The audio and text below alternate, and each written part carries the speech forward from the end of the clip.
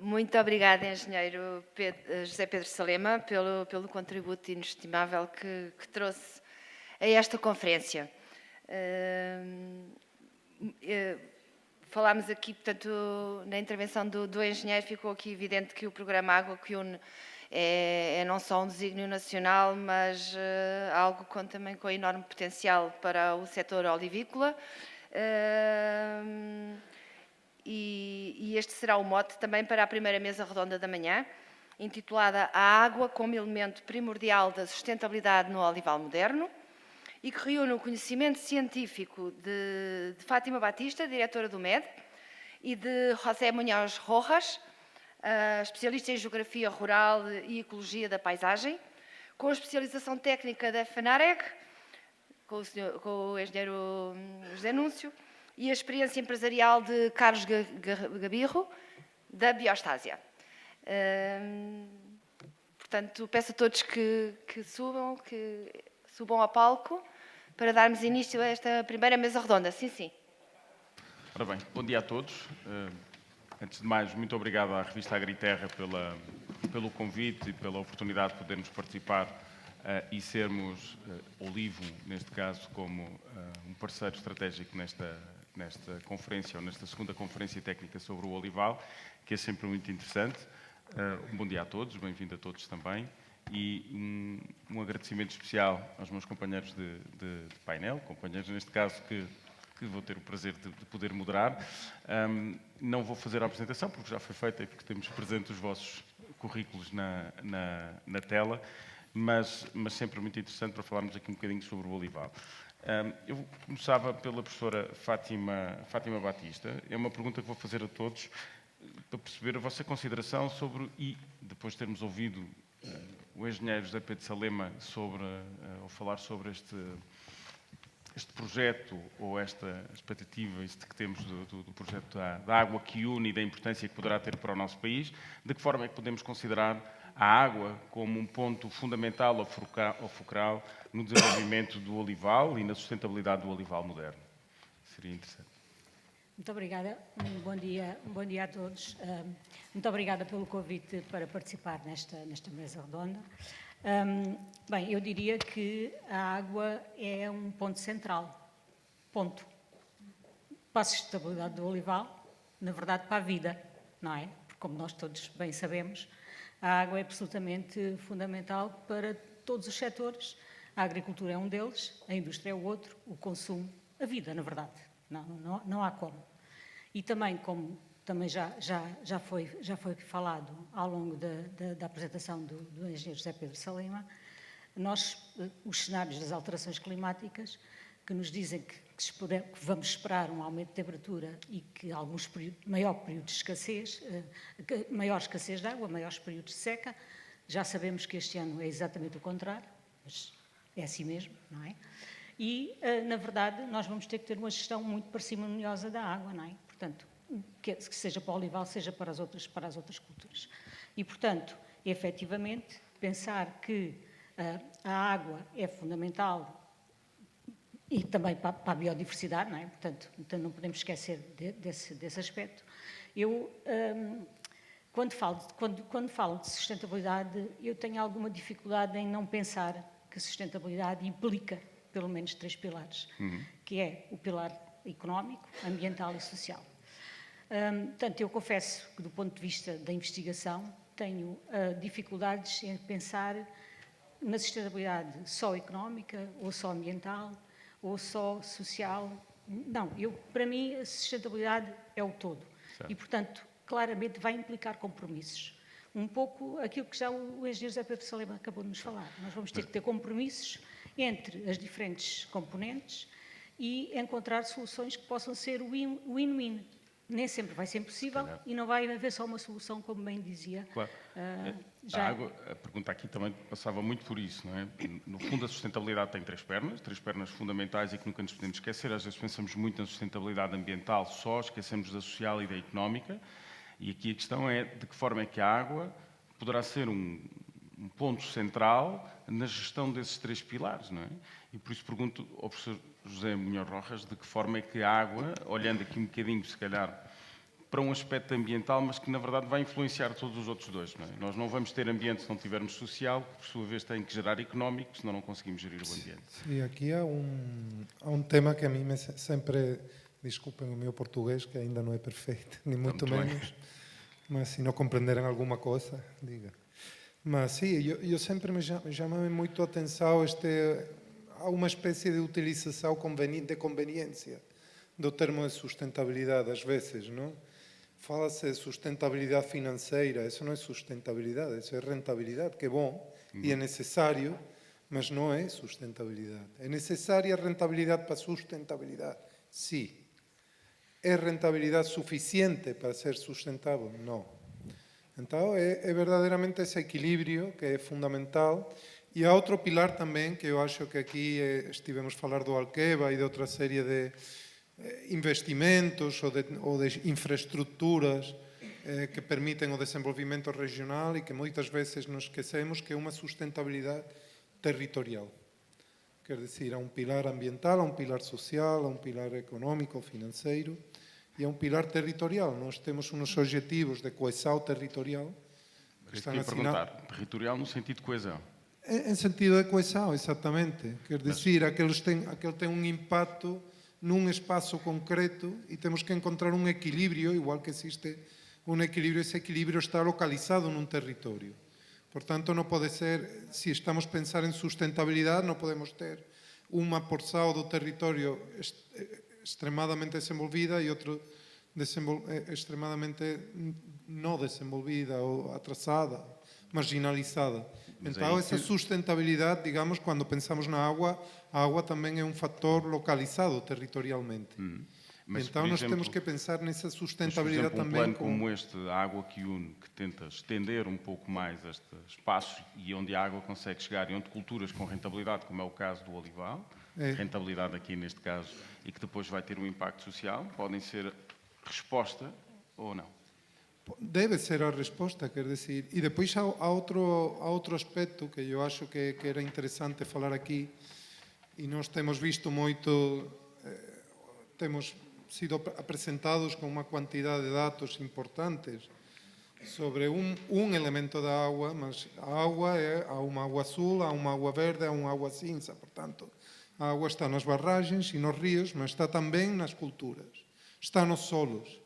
E depois há uma água industrial, suja, também que flui. E que pode ser utilizada. E então temos que encontrar também, dentro desse discurso, que deve ser feito mais prático, não há um discurso de sustentabilidade, ou há muitos discursos de sustentabilidade, mas temos que começar a medir e temos que começar a compreender qual é a complexidade desses ciclos. Portanto, temos bocadinho aquela métodos. gestão mais profissional que o engenheiro José Pedro Salema falava e que é fundamental e que conseguimos com isso ganho de eficiência na utilização da água, não é? Exatamente, na utilização sim. eficiente. Exatamente, sim. Obrigado. Engenheiro José Núcio, faço-lhe a mesma questão. Aqui parece-me que a FENARREG nos pode ajudar ou é fulcral nesta questão da gestão da água e de que forma é que podemos tornar, ou se a água, efetivamente, um ponto fundamental para a manutenção desta cultura, como é o caso do olival, se conseguimos chegar a mais locais e trazer maior sustentabilidade ainda à nossa balança comercial agrícola, com uma maior, com um aumento das exportações do nosso azeite, por exemplo. Eu vou ser se calhar mais ter uma intervenção um bocadinho mais se calhar para o público que aqui está, que no fundo estamos aqui a falar para agricultores Claro. e para técnicos, tudo bem, com certeza que... Mas é isso que queremos, por isso temos foi diferentes. falado, com certeza que fará parte e que é muito importante, mas eu recordo, achei muito interessante aqui há uns anos, quando assisti uma conferência na Expo Água em Saragoça, o professor Espinosa da Universidade de Madrid dizia assim: a agricultura ou é de regadio ou não há agricultura? E o problema da água na nossa agricultura mediterrânica é exatamente esse. Portanto, a gente não pode pensar que somos empresários agrícolas ou agricultores se não tivermos o acesso à água. No nosso clima não vale a pena. Não podemos ser eficientes se não tivermos água. Não podemos estar à espera que o São Pedro, por muito amigo que sejamos de São Pedro, que o São Pedro chova quando deve ser e quando não deve ser. No nosso clima temos que fazer como o Zé Pedro apresentou, isto não tem... Não temos que inventar nada. Portanto, e inclusive, ter agricultura de regadio não é nenhuma benção. Antes, pelo contrário, é uma catástrofe que nós temos nos nossos climas, é que para ser agricultores temos que ter regadio. Com certeza que há outra agricultura mais extensiva e que também tem o seu lugar e que se calhar até tem outras questões ambientais e outros contributos que também são importantes, mas a agricultura empresarial tem que ter o acesso à água. O agricultor, o empresário agrícola, não pode estar dependente de um recurso tão importante, porque atrás da água vem tudo. Quando se fala nos problemas de, por exemplo, de lixiviação de adubos no regadio, é muito mais grave no sequeiro do que no regadio. Porque no regadio eu controlo o fator água, eu controlo o fator planta, eu controlo o crescimento da planta. E se tiver a ter Portanto, lixiviação, consigo estou a perder ter dinheiro. uma não é? eficiência muito maior. Com certeza, sabemos que há gente que é ineficiente, mas isso é onde ir ao lugar. Também não concordo com o que o Zé Pedro disse, que os agricultores não sabem quanta água utilizam. De certeza que todos os que aqui estão sentados sabem perfeitamente quanta água utilizam.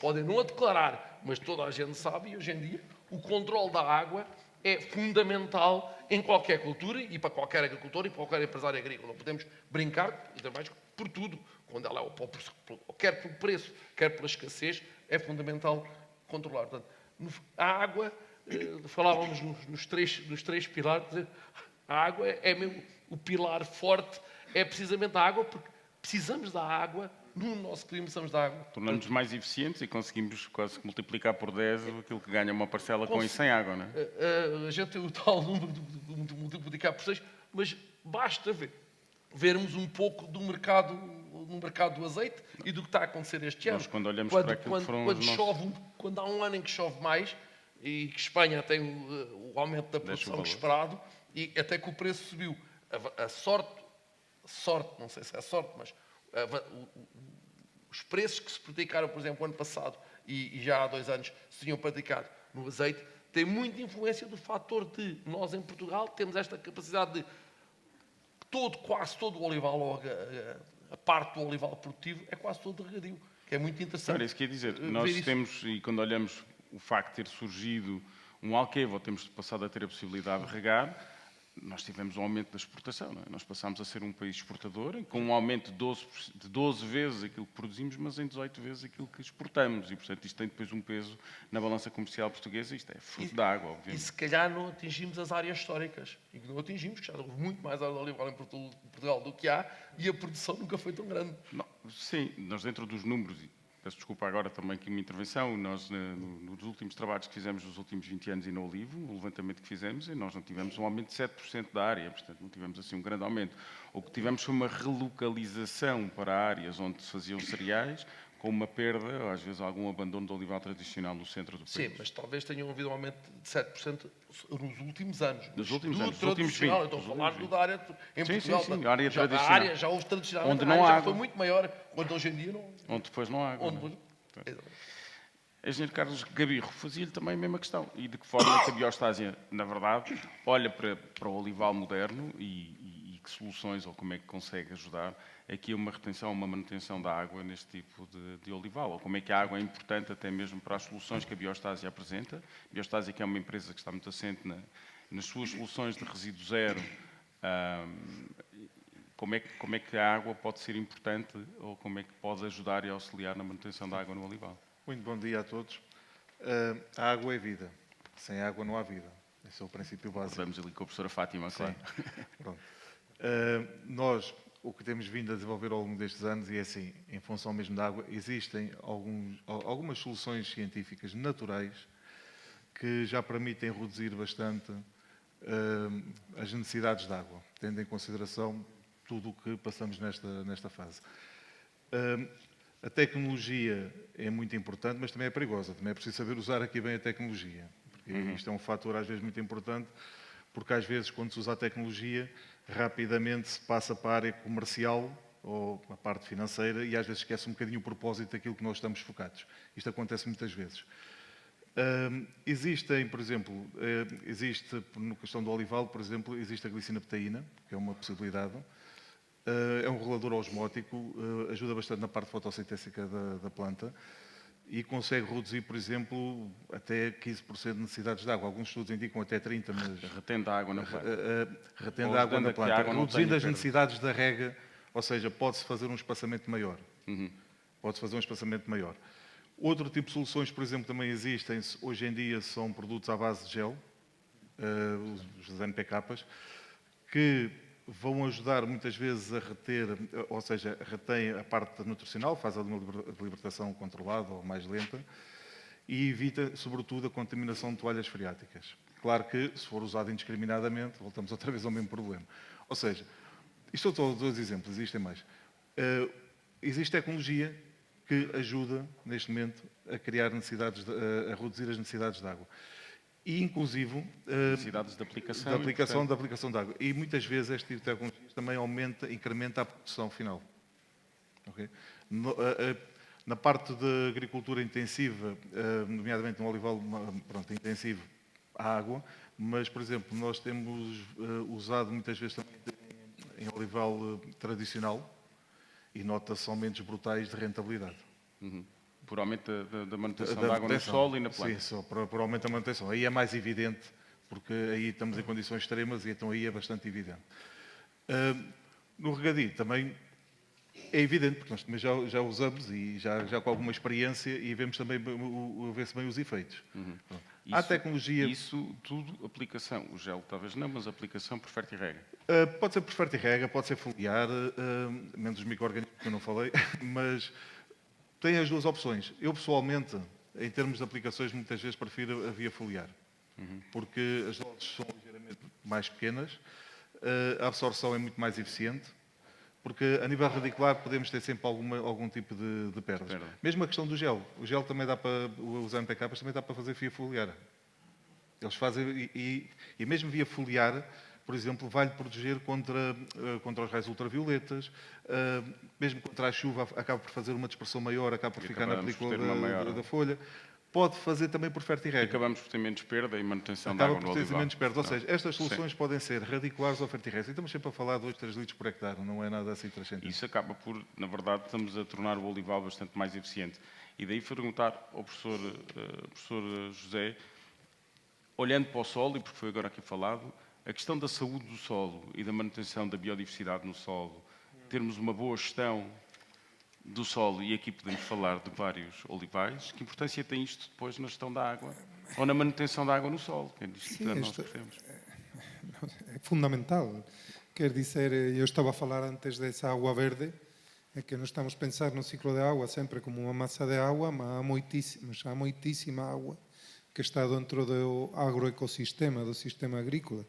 Não esqueçamos que não estamos a trabalhar com elementos mecânicos, não é uma fábrica, são elementos vivos que armazenam água e os solos são parte desse agroecosistema fundamental.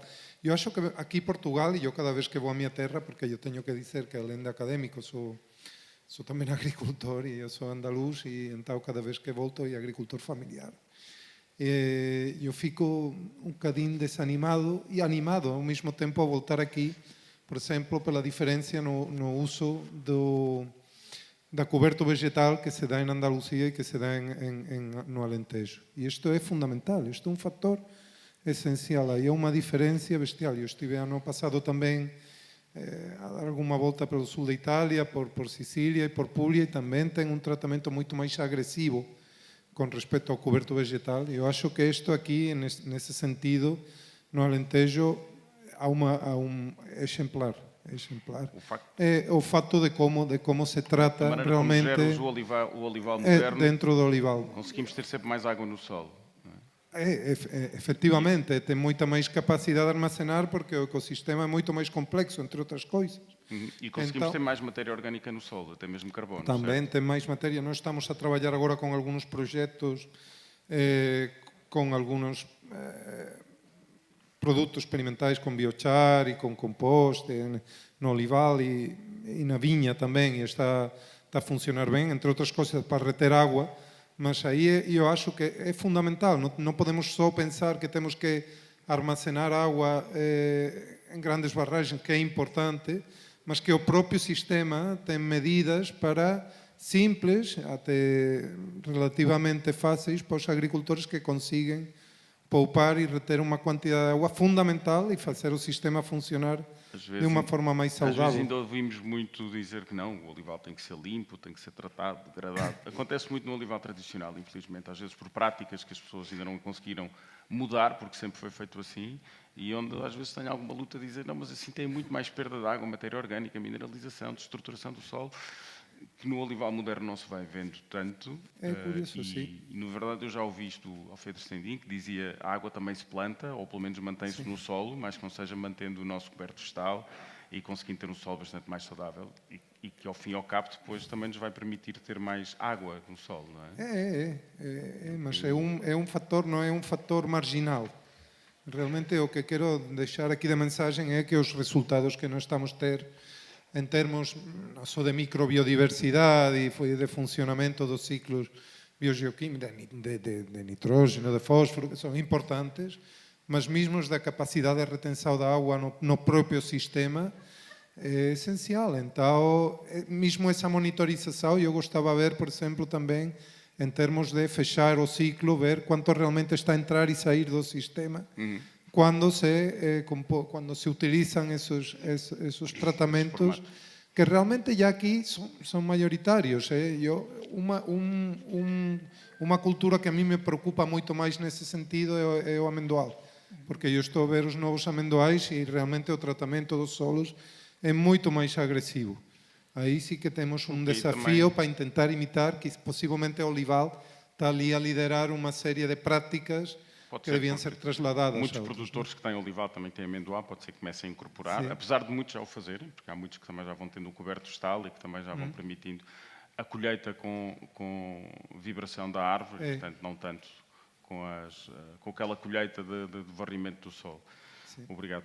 Professora Fátima, fazendo o professor José também parte do MED, a pergunta é, no MED e na Universidade de Évora, que contributos têm feito, e visto que estamos no Alentejo e, portanto, envolvidos em toda esta grande revolução que está a acontecer na área do olival, de que forma é que o MED tem contribuído para melhorar a utilização da água, que conhecimento tem produzido na eficiência de utilização da água e qual é a importância que têm para a agricultura, ou de que forma é que podem contribuir para esta gestão?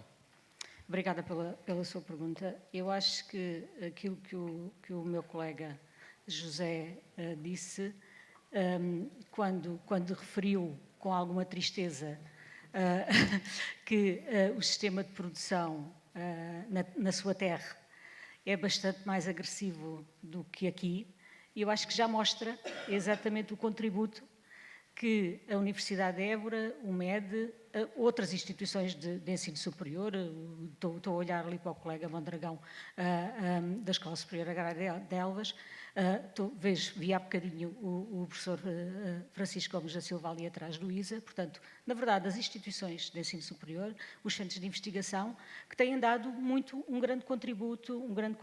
Como? Claramente, pela investigação que nós vimos a fazer e também pela grande alteração que aconteceu nos últimos anos, da colaboração entre os produtores, as associações de produtores, as entidades públicas também e as universidades. Eu lembro-me perfeitamente, já há alguns anos, quando estudei, e depois, quando ingressei na carreira docente, a academia estava muito fechada em si. É verdade, estava fechada em si. E, portanto, o que não era uma responsabilidade exclusiva da academia, portanto, porque estas relações são nos dois sentidos. Portanto, os produtores não procuravam a academia e a academia também não procurava os produtores. A linguagem era absolutamente dispara, não se entendiam. Isso não existe hoje. Portanto, na verdade, os nossos trabalhos de investigação, e eu quero aqui salientar um aspecto que eu considero que é absolutamente fundamental. O foco desta nossa reunião é a água, mas, na verdade, não é a água como um todo. Nós falamos num sistema altamente complexo de solo, água, planta, clima. Portanto, e não há como desligar isto.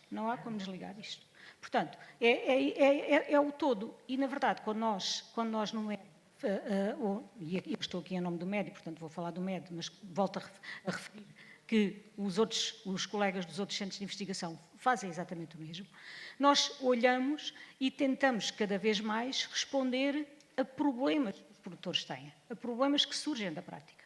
E eu não estou a dizer com isso que os centros de investigação não fazem também investigação fundamental, até porque têm que fazer. Nós temos que pensar que não há investigação aplicada se não houver investigação fundamental. Portanto, naturalmente temos que fazer. Mas neste caso, e aqui então, e eu sou engenheira agrícola, portanto ainda mais, digamos que por defeito de formação, as coisas para mim têm que ser aplicadas, não é? Mas, obviamente, que tendo a sustentação. Portanto, o MED, quer seja no setor do olival, quer seja nos outros setores, tem claramente trabalhado para isso. Portanto, a investigação em si, neste complexo do solo, água, planta, clima, e depois uma outra parte que é absolutamente também muito importante, que é a transferência do conhecimento. Portanto, a formação e a transferência de conhecimento, isso é algo que também que é muito importante. Além de, claro, termos que contribuir para que os decisores políticos tenham as ferramentas que lhes permitam tomar as decisões baseadas na ciência e não naquilo que hoje em dia muito se fala das percepções, não é? Portanto, as decisões têm que ser fundamentadas. E eu creio que compete aos cientistas fazer exatamente isso, que é encontrar as soluções, passá-las para quem são os decisores políticos que terão que tomar a decisão, pois por isso são decisores políticos. Isso é fundamental.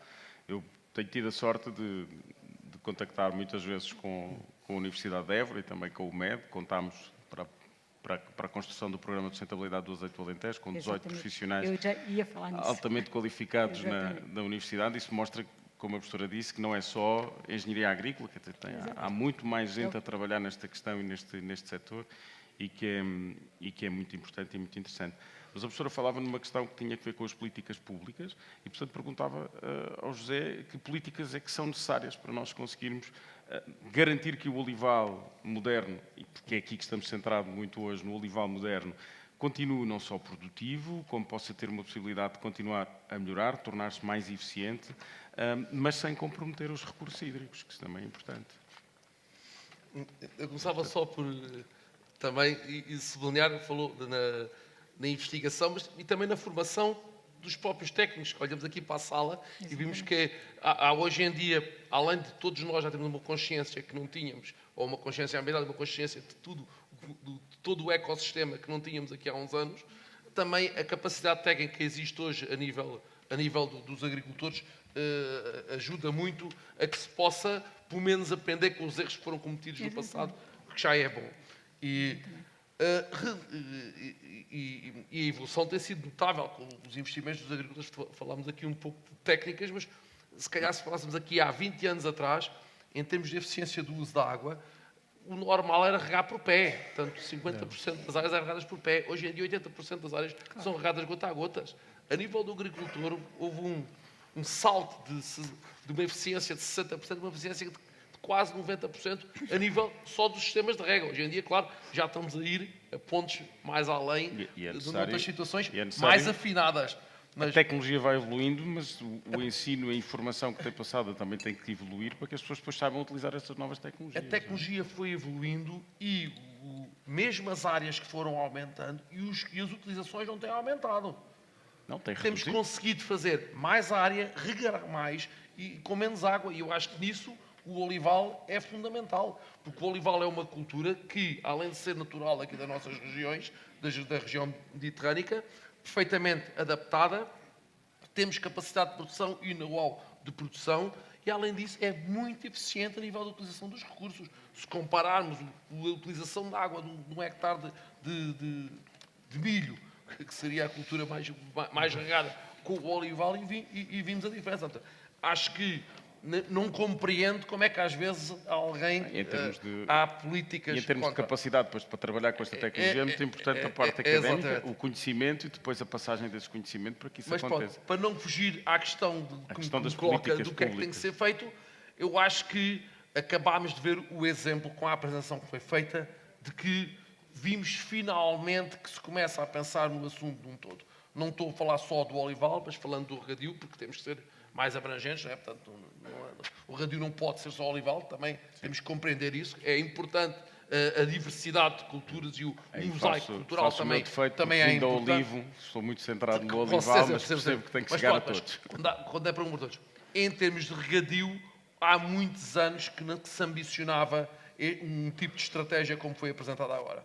Portanto, nós, não é para me estar a gabar, mas nós, FENARREG, já em 2019, tínhamos apresentado uma estratégia nacional para o regadio público, para o regadio, que depois deu origem a um trabalho que se chamava a estratégia para o regadio público.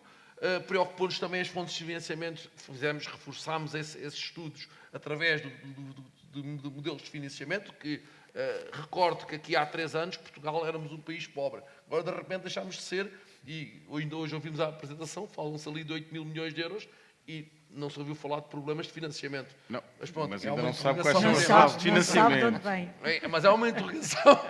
Mas pronto, mas não foi só o Zé Ficou, Pedro. acho que o José Pedro mas Salema só vimos- frisou isso muito bem, só não fez vimos promessas de o Sr. financiamento. Ministro, o problema, não há problemas de dinheiro. E se calhar não há, porque se há dinheiro para tanta coisa, não se percebe porque é que às vezes para a agricultura não haverá. Mas, no fundo, o que é preciso é ter este tipo de estratégia. Porque as questões estão identificadas. A nível do regadio, as fontes de água estão identificadíssimas. Por exemplo, também não concordei muito aquela questão de que, em termos de águas residual, Portugal é o país que está O pior aluno. na cauda da Europa a nível do zão. Eu acho que isso é falso. Não há uma gota de água de Évora que não seja reciclada.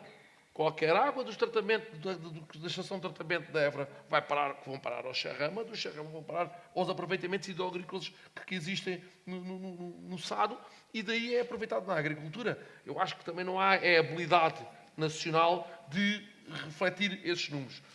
Com certeza, as águas de Lisboa, essa irá parar ao oceano, mas em termos do interior, com o domínio que há dos recursos de água, por exemplo, a nível da bacia do Guadiana ou da bacia do Sado, com certeza que essa água acaba por ser toda reciclada.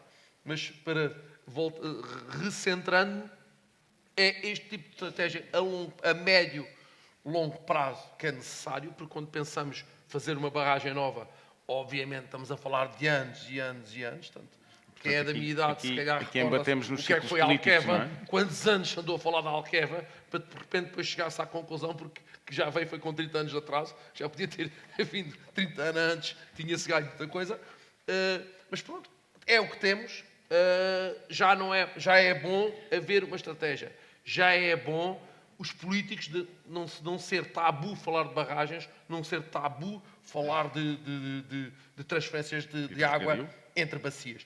Acho que isso é fundamental. Obviamente que eu centraria na questão da modernização dos aproveitamentos. Porque, como eu disse, os agricultores fizeram essa evolução. Não há o agricultor hoje nenhum que um olival que não rega gota a gota. Portanto, isso é básico, já estamos a falar em upgrade, já, gota a gota é básico. Mas, na realidade, temos sistemas foi feito o Alqueva, que é uma grande obra, mas temos outra tanta área, até mais área do que a Alqueva, que foi feita nos anos 70, quando havia outro tipo de tecnologia de distribuição, e temos sistemas em que têm perdas.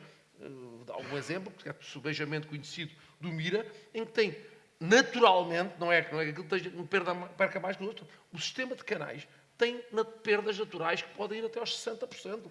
Se forem 40% já é muito bom, que é o que se fala, mas é natural que o sistema de distribuição daqueles, distribuição aos agricultores, pois os agricultores na parcela, obviamente, que já fizeram o seu trabalho de casa, o Estado, neste momento, tem que fazer esse tipo de investimentos. É prioritário, é a prioridade das prioridades, porque conseguimos aumentar a capacidade de água.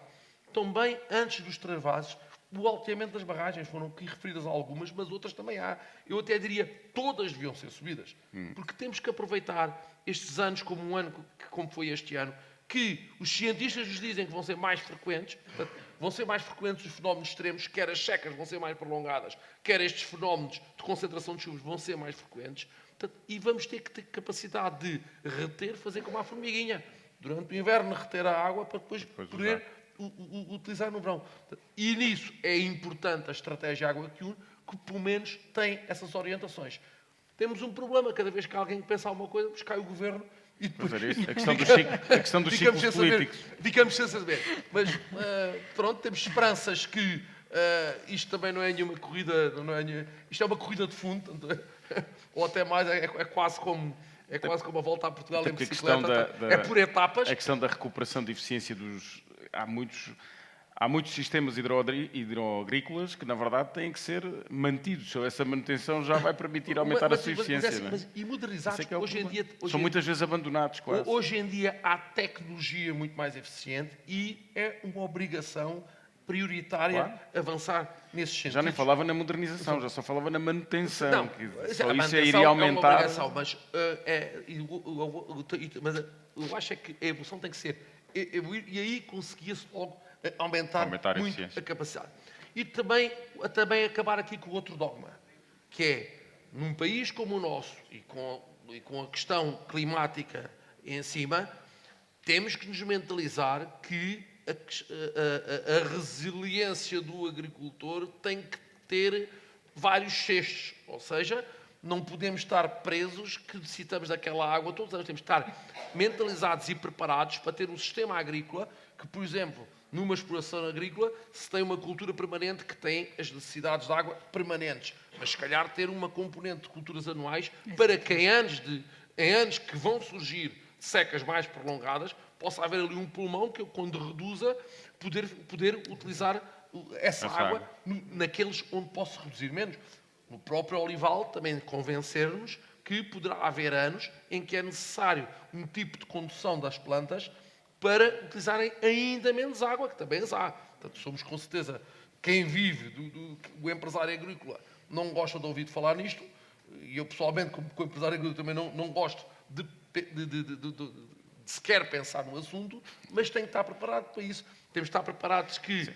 É impossível garantir a resiliência de 100% e que não falta água, mesmo em Alqueva. Temos que olhar para as plantas e para a eficiência das próprias plantas e a forma como gerimos os nossos olivais, que era um bocadinho aquilo que falávamos há bocadinho. Mas há outros espaços imediatos que nem custam dinheiro.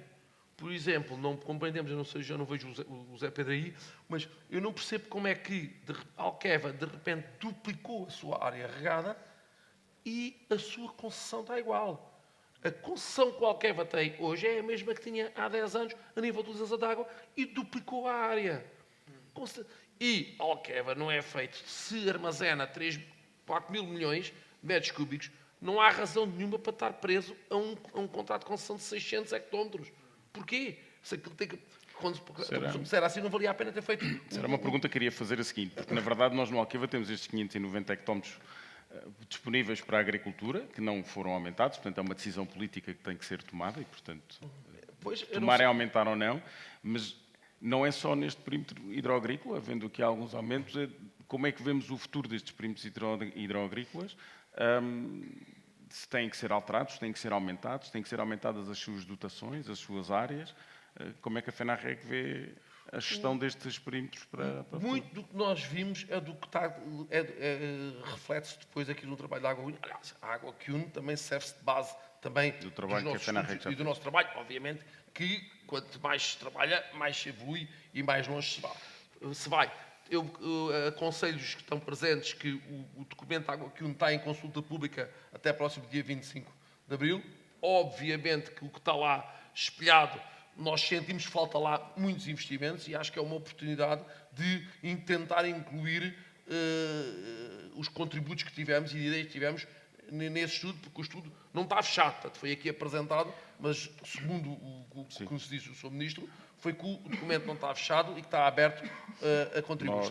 Nós estamos a contribuir, portanto, nós representando os aproveitamentos hidroagrícolas, portanto, e representamos 98% dos aproveitamentos hidroagrícolas, todos iremos enviar os nossos contributos e reforçar... Nós na Olivum já fizemos um contributo, deixo aqui, em que entregámos o estudo que fizemos juntamente com a Portugalnet, no sentido, e com vários cenários, nomeadamente na questão do aumento das necessidades hídricas das culturas e com a redução da disponibilidade hídrica, e que esperemos que seja... que seja aproveitado, digamos assim, nas conclusões finais. O estudo, apesar de falar de novas áreas regadas, a área efetiva nova não é assim tão grande como isso. Portanto, porque há uma série de áreas que há a conversão de áreas de regadios particulares em regadios coletivos. Portanto, o real aumento da área acaba por não ser tanto como isso, porque as grandes áreas a regar e onde a água talvez o existe, Tejo, não é? já são... Mas mesmo no Tejo, quando se fala das novas áreas do Tejo, Já incorpora grande parte 24 dessas mil. áreas hoje em dia já regam por questões, por sistemas precários, mas que com certeza que iria dar mais resiliência. É dar mais resiliência a esse tipo de regas, mas não estamos, infelizmente, não temos assim tanta área para aumentar, para regar. Temos a obrigação mas estamos a fazer esse trabalho. Se olharmos para os números, é importante ver que com a mesma utilização, com o mesmo volume total utilizado, conseguimos regar mais área e, em termos de produtividade, então é exponencial. Aumentar. O que temos Portanto, conseguido na verdade, aumentar... politicamente já temos o plano, é preciso a consistência na manutenção e na implementação do plano e que, independentemente dos ciclos que vamos mantendo, Exatamente. E o tal mistério das fontes de financiamento, que parece que existem, mas... já hão de surgir, acreditamos todos. Mas para isso também precisamos, há bocadinho já falámos de mão de obra qualificada e de quem depois consiga implementar estas novas tecnologias. E perguntava à professora Fátima se sentem que há cada vez mais uma... Ou seja, o que é que acontece? A agricultura cada vez tem mais tecnologia, cada vez produz mais dados, mais conhecimento, e se há uma maior procura por estes dados e por este conhecimento por parte dos alunos da universidade, e neste caso das engenharias agrícolas, porque o que acontece muitas das vezes depois nas empresas geram uma quantidade enorme de dados e o mais simples que posso dar às vezes é, seja ele do sequeiro ou não, tenho lá uma estação meteorológica. E o que é que eu faço com aquilo? Vou só ver a temperatura e se choveu ou não choveu? Tenho que fazer muito mais. E se notam que nos cursos e nas engenharias agrícolas, e se a universidade se tem acompanhado, isso cada vez há uma maior pretensão dos alunos em conhecer e depois em conseguir fazer esta aplicação, porque qualquer dia a agricultura é feita num tablet cheio de dados e temos que os gerir aquilo. Temos é que saber gerir dados. Obrigada pela sua pergunta. Como dizia um grande professor meu, não é a pergunta que é difícil, é a resposta. A resposta é que é. Mas antes de responder à sua pergunta, permita-me só voltar a um tema que o engenheiro José Núcio tocou e que eu acho que é absolutamente fundamental e que tem a ver com a diversificação das culturas. Porque, efetivamente, se nós pensarmos o quão arriscado são as monoculturas, na verdade, até parece estranho que se façam tão grandes áreas de monocultura.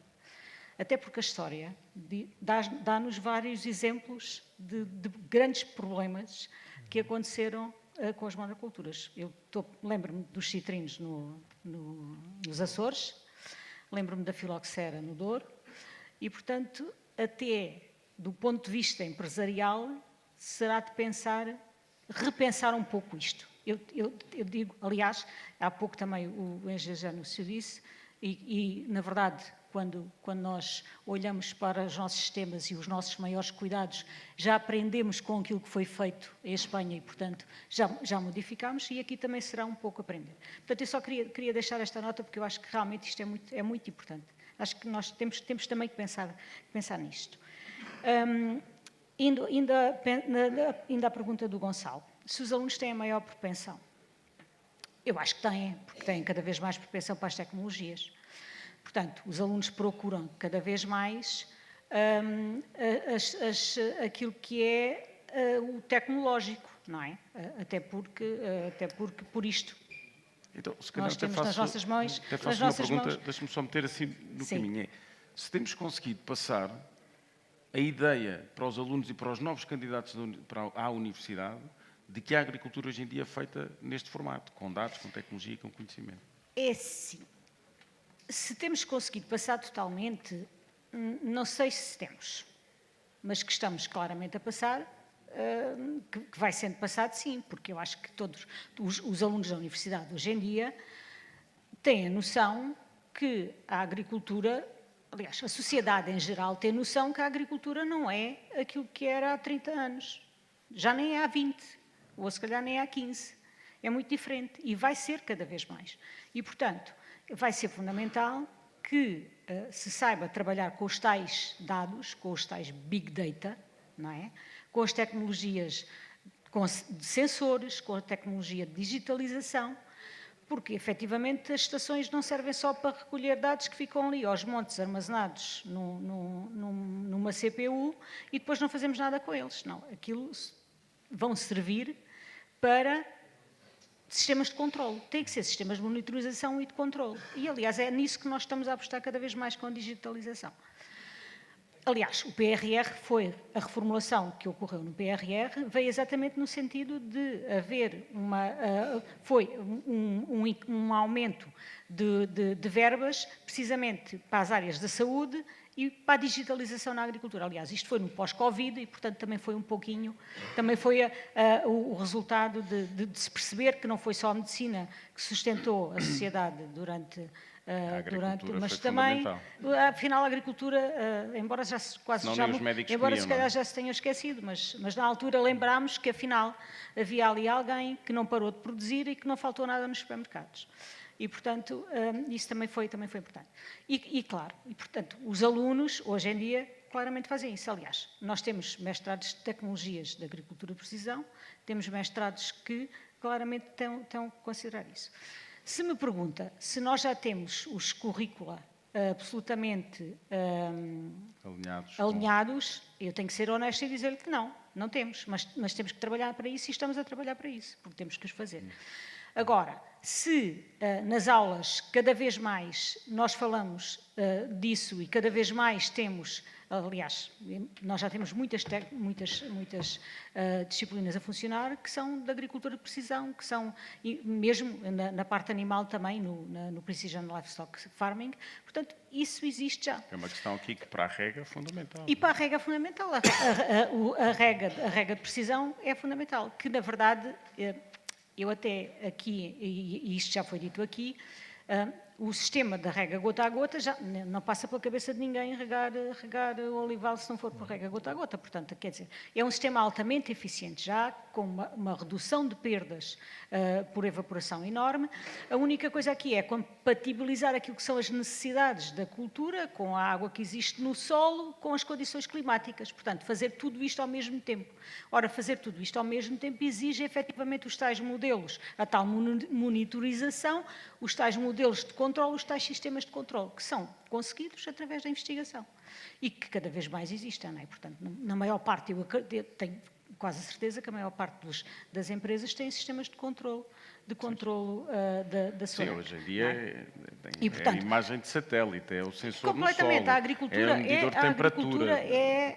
Hoje em dia, eu digo sempre isto, nós não nos podemos esquecer que a agricultura é uma atividade económica, ponto.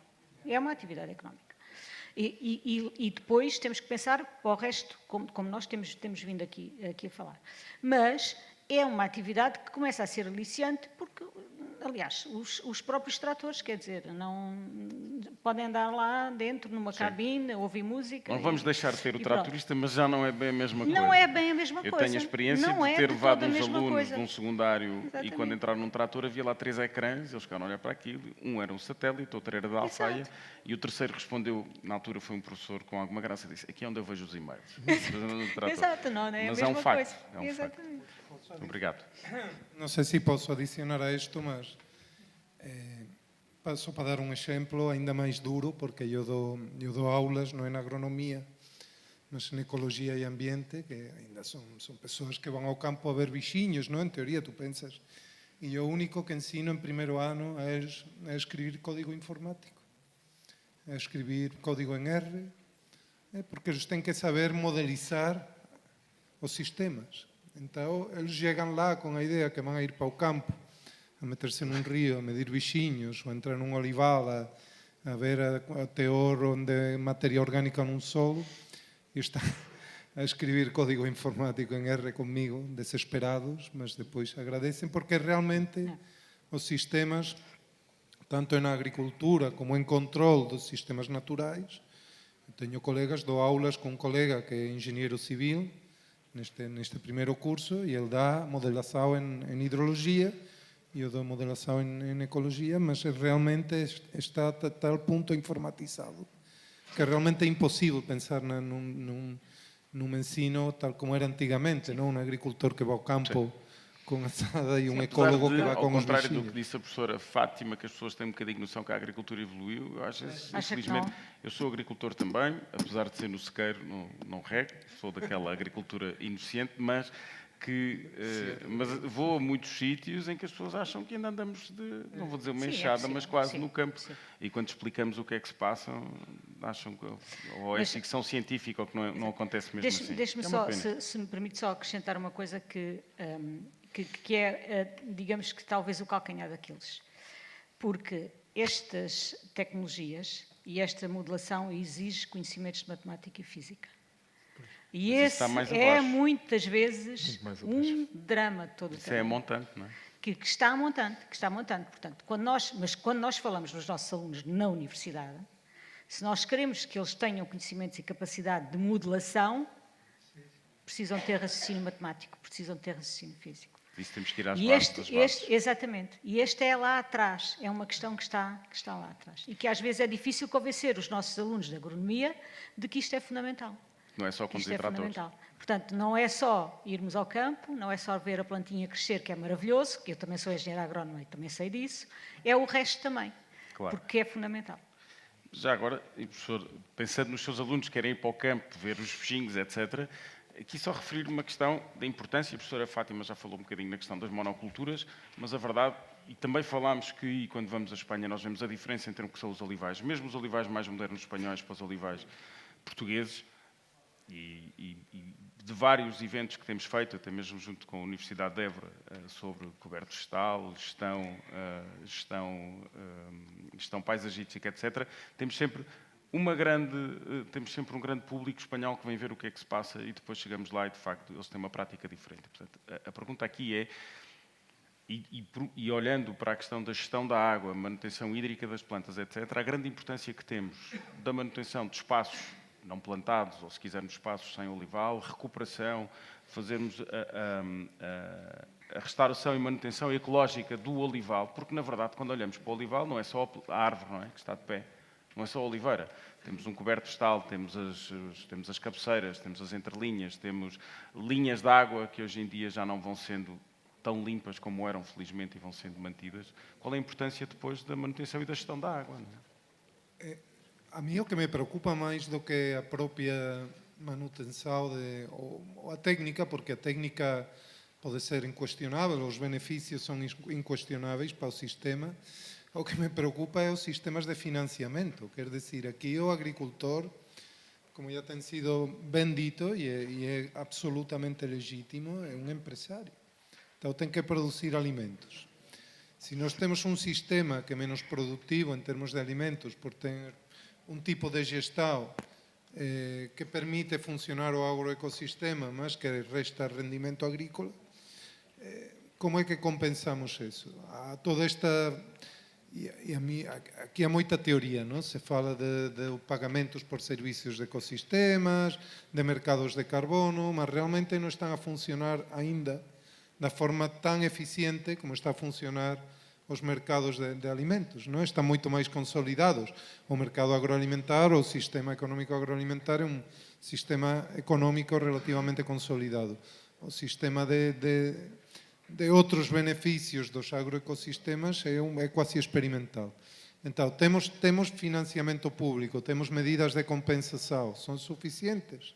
Eu acho que não são suficientes. Temos que começar a repensar, porque, claro, podemos desenhar os sistemas tecnicamente mais eficientes do mundo, mas custam dinheiro e suponem uma perda para o agricultor. Então, como é que precisamos desses sistemas? Eu, como ecólogo, digo sim.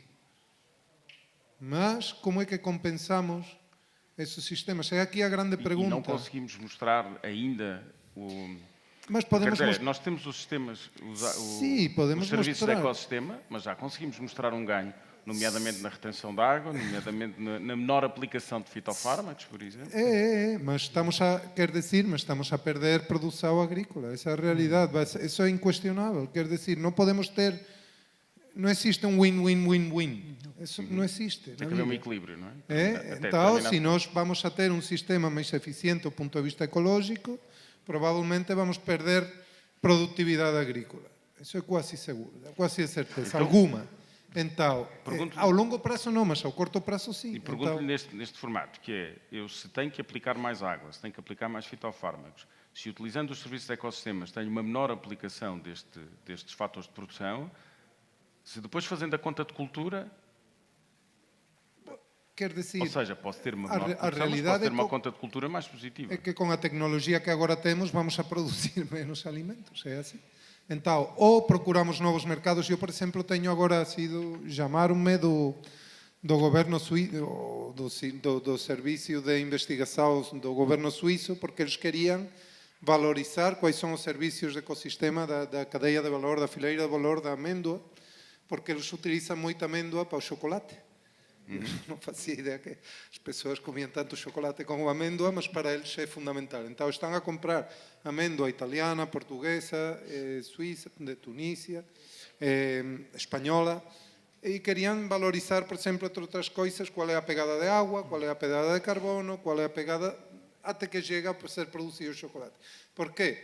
Fundamentalmente porque eles têm a capacidade de pagar mais por essa amêndoa.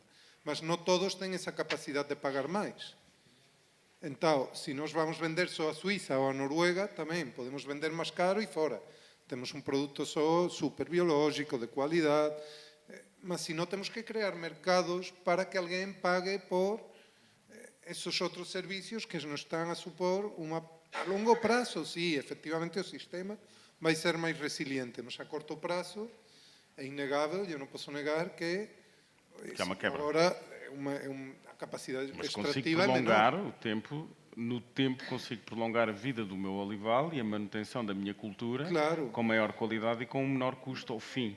Sim, Não- sim, não eu vai no curto concordo, prazo. mas quanto risco podem adquirir um agricultor daqui a 5, 10, 15, quais são esses prazos? Então, a mim me surpreendeu muito porque eu trabalhei muitos anos na Escócia antes de vir para cá e lá os agricultores estavam, super acostumados a diversificar, já tinham pequenos negócios hidroelétricos, turismo rural, os grandes estates, mas tinham também esses serviços de ecossistemas, os mercados de carbono muito desenvolvidos, de serviços de biodiversidade, e eles conseguiam compensar, porque aquela é uma agricultura como agricultura muito pobre, obviamente. Aqui tem que haver a diversificação dos rendimentos da própria parcela, digamos assim. Mas Aqui estamos quer muito a dizer, apontar para a energia e para os carbonos. mas já tinham mercados consolidados. O que temos que fazer, eu acho, é consolidar esses mercados. Ter uma conseguir certificação comunicar. séria que permita vender isso. Que Nós no livro estamos a fazer mais ou menos, ou estamos a fazer e a começar a fazer esse trabalho para tentar conquistar esses mercados e conseguir comunicar estas práticas para que depois conseguir valorizar o azeite e o olival. Acho que Claro, vai eu ser acho, importante. que é E fundamental. fazer uma mas- boa gestão dos fatores de produção. Obrigado. Carlos, não tinha esquecido de si? Não, é só aqui Penso- algumas referências daquilo que eu tenho estado a Sim. ouvir. É assim, acho que a tecnologia é muito importante, dar e começar nas universidades é muito importante, mas há uma coisa que também é importante, que é o fator crítico. As pessoas terem um espírito crítico. E nós no Isso setor faz parte da privado... universidade. Pois, mas infelizmente nós no setor privado às vezes não vemos isso. Desculpa. O espírito crítico, ou seja, tem a tecnologia, mas não sabem ler para além da tecnologia. O que fazer com? Ou melhor, não é o que fazer. Imagino que aquele, por algum motivo, lançou um dado errado. Aquilo dá o dado errado e ele acredita que aquele valor está certo. Por isso é que é preciso ter o tal conhecimento para conseguir É ler e preciso ter perceber estes onde é que estão os conhecimentos. outliers. Pronto. E isto nós no setor privado vemos muito, ok? Mesmo recorrendo à inteligência artificial, muitas vezes, e nós também fazemos, a inteligência artificial é espetacular, mas é preciso saber antes de usar a inteligência artificial. Claro. Senão aquilo dá outra coisa e aqui... Pronto. É o que diz e acabou. É o conhecimento. É o tal conhecimento. Isso nós notamos hoje em dia, esta falha, em muitos jovens que saem das universidades. Uma coisa que nós temos gostado de ver com a nossa prática é... Fala-se muito do agricultor antigamente, que é difícil. A nossa sensibilidade tem sido que o agricultor mais velho está mais apto às novas tecnologias do que aquilo que nós muitas vezes pensamos. Porque nós pensamos que muitas vezes Às ele vezes, se calhar é o acesso, não é? é o acesso à informação e o sentido que Não, são o acesso mesmo à própria tecnologia, os custos. às vezes. é o acesso à tecnologia e são pessoas que têm muita experiência de campo e que percebem que é um mundo difícil e que têm mente mais aberta do que aquilo que nós às vezes pensamos. tenho encontrado mais resistência às vezes nos jovens do que propriamente nas pessoas mais velhas, que é uma coisa incrível, que quando nós começamos muitas vezes a fazer este tipo de seminários, que nós pensávamos que era mais ao contrário, que os jovens é que tinham a mente aberta, e não. Eu às vezes fico parvo, que são as pessoas que lá estão toda a vida, foi aquele agricultor que muitas vezes ainda vem do campo todo sujo para assistir ao seminário, tem a mente muito mais aberta do que muitas vezes alguns jovens que acabaram de sair das universidades, o que é incrível. Boa. Isto acontece-nos muito. Relativo a novas tecnologias, é assim. Eu queria só, porque tinha aqui uma última pergunta, porque temos que terminar. Temos ali a Gabriela já a dizer que temos que ir tomar café. E eu peço desculpa, mas é que isto é muita gente com muita conversa e com muita coisa interessante. Eu passava aqui o resto da manhã a conversar. Mas a perguntar um bocadinho dentro daquilo que são os serviços de ecossistema, mas especialmente numa questão de resiliência. E há bocadinho já falámos no solo, da importância e como é que a biostásia tem vindo a trabalhar esta questão de termos um solo mais resiliente, que no fundo nos possa permitir depois conseguir enfrentar não só estas alterações climáticas, eu vou explicar isto de uma forma, se calhar, mais simples. Mais simples, ok. O solo é a base da vida. Uma planta saudável, se nós tivermos um solo reequilibrado e consegue-se através, hoje em dia, com micro-organismos, desbloqueadores do solo, nós conseguimos reequilibrar o solo. Se nós conseguimos reequilibrar o solo, nós temos uma planta saudável. Tendo uma planta saudável, tem menos necessidades de fitofármacos. Eu normalmente comparo isto da seguinte forma. Isto é a mesma coisa que uma pessoa está constipada. Se for um atleta, uma constipação, ele está aqui na boa, sai. Se for uma pessoa que passa um dia inteiro em frente à televisão, vai ter grandes dificuldades, uma constipação quase que está a morrer. Isto no olival e nas plantas no geral é a mesma coisa. Ou seja, se eu reequilibrar os solos, que não é difícil hoje em dia, os nossos solos são completamente desgastados, de anos e anos de más práticas, desbloqueando o solo pela introdução de micro-organismos, e reequilibrando o solo, eu consigo aumentar as quantidades de matéria orgânica, consigo aumentar tudo, ou seja, consigo reequilibrar aquilo que nós na prática tínhamos antes da Revolução Industrial. Porque culturas intensivas sempre houve. Problemas foi muitas vezes após a Revolução Industrial.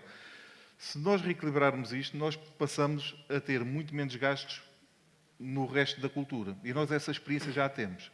Porque nós conseguimos hoje em dia produzir com tecnologia, fazendo muito menos aplicações do que o normal e com um custo similar ao método tradicional com o aumento de produção. Isto consegue-se hoje em dia.